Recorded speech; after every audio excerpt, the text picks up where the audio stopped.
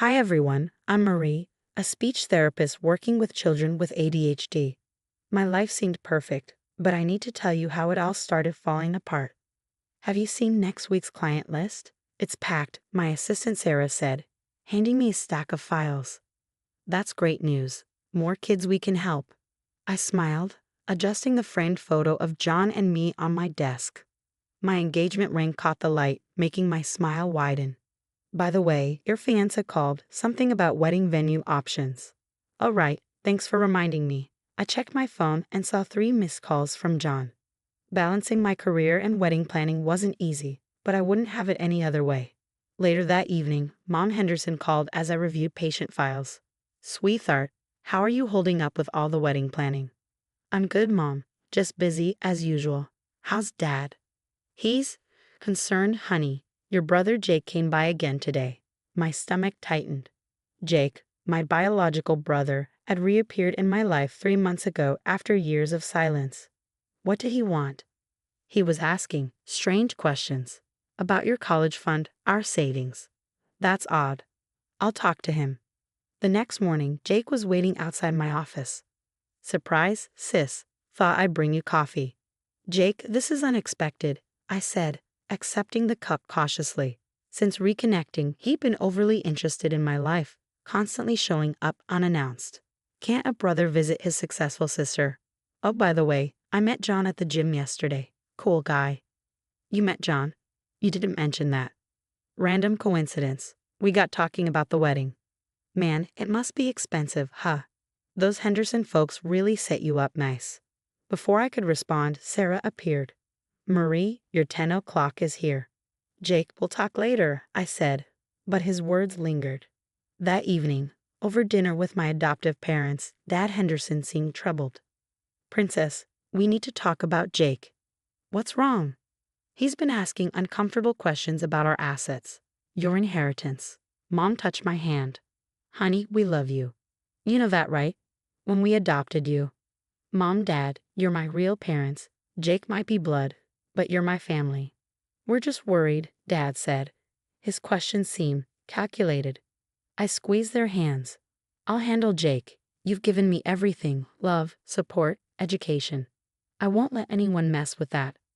But that night, lying awake, I couldn't shake the uneasy feeling. Jake's sudden reappearance, his probing questions, his coincidental meeting with John. Something wasn't right, and I had to figure it out before my perfect life unraveled. The next morning, John was acting strange at breakfast. He barely touched his coffee, avoiding eye contact. Had fun at the bachelor party last night? I asked lightly. His jaw tightened. Yeah. Jake was there. My coffee cup froze midway to my lips. Jake? I didn't know he was invited. There's a lot I apparently didn't know, Marie. His voice was cold. Like how your birth parents sold you to the Hendersons. The cup slipped from my hand, chattering. What? Jake told us everything. How they were desperate for money. How the Hendersons paid them off. Were you ever going to tell me? John, that's not true. I was adopted legally because my birth parents couldn't. I need time to think. He grabbed his keys and left. At work, my friend Sandra called. Marie, we need to talk. People are saying things. What things? Jake's been spreading rumors about you, that you're hiding dark secrets, that you're ashamed of your past. My hands shook as I hung up. My phone buzzed. A text from Mom Henderson. Honey, Jake came by again. He seemed desperate. Mentioned something about owing money to dangerous people. Fury building, I drove to Jake's apartment. He opened the door, looking nervous. Hey sis, what brings you? Cut the act. Why are you spreading lies about me? He sighed, running a hand through his hair. Look, I need help. I'm in deep with some gambling debts minus 30 grand deep. So you decided to destroy my life. Jake sneered, his voice dripping with venom. The Hendersons are loaded. They bought you, didn't they? What's a little more money to protect their precious adopted daughter's reputation? They didn't buy me, and I won't let you extort them. I shot back, my voice trembling with anger. Then I'll keep telling everyone the truth about our parents selling you.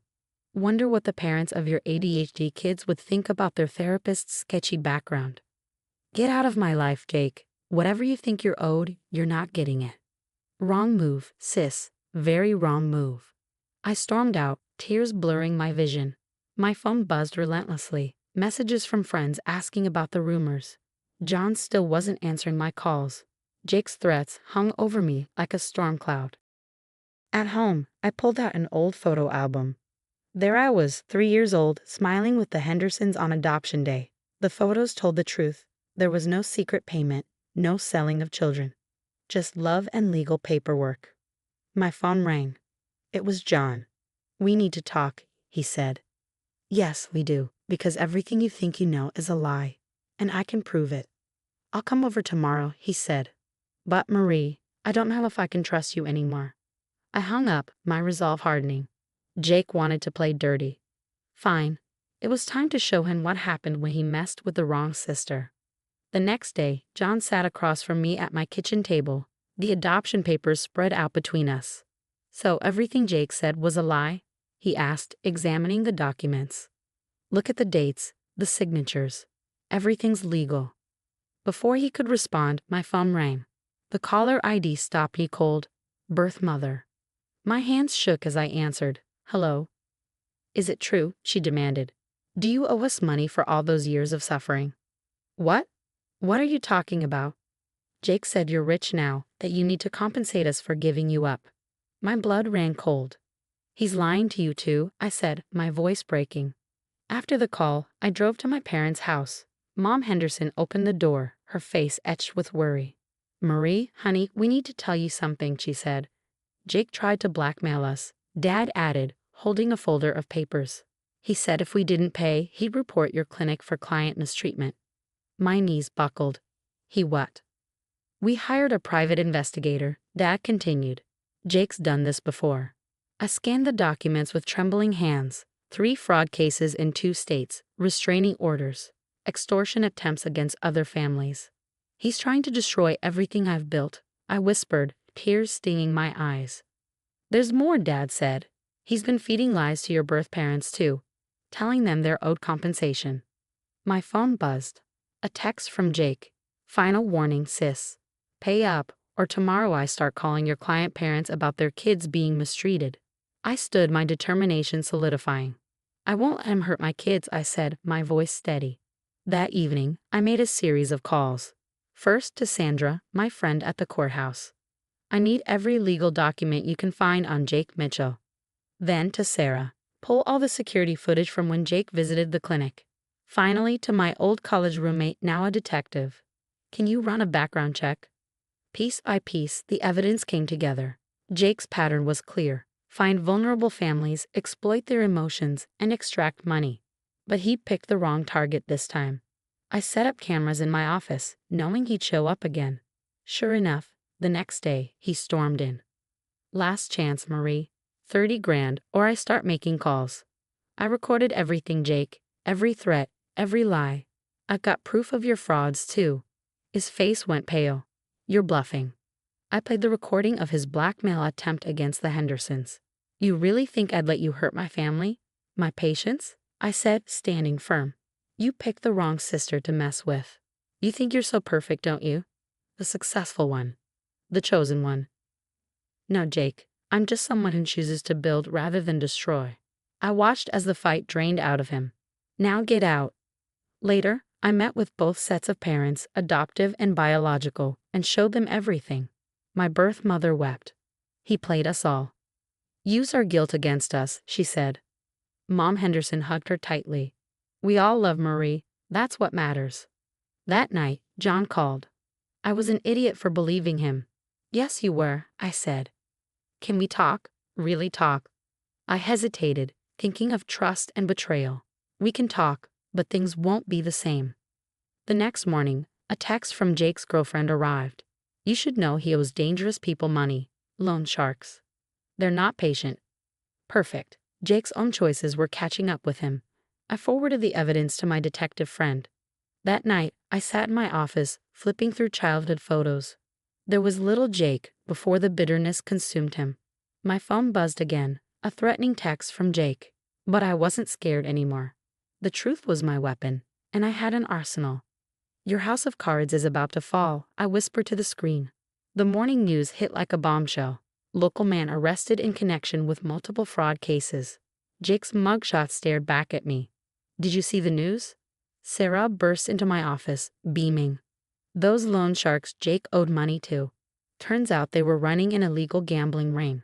When they got caught, Jake went down with them. I smile, remembering the anonymous tip I sent to my detective friend about Jake's gambling connections. Sometimes justice comes from unexpected places. My phone buzzes. A message from one of Jake's previous victims. Thank you for helping us come forward. Your evidence gave us courage. 10 other families have filed charges against him. Each story mirrors mine. Exploitation, emotional manipulation, attempts at extortion. But I was the one who finally stopped him.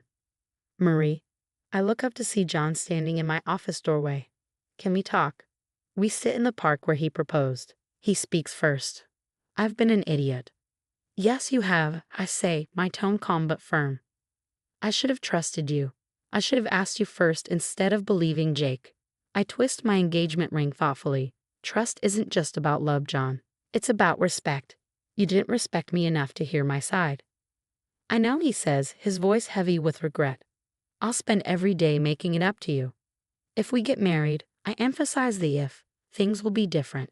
I need boundaries, John. Clear ones. Later that week, my birth parents visit my clinic. They look remorseful.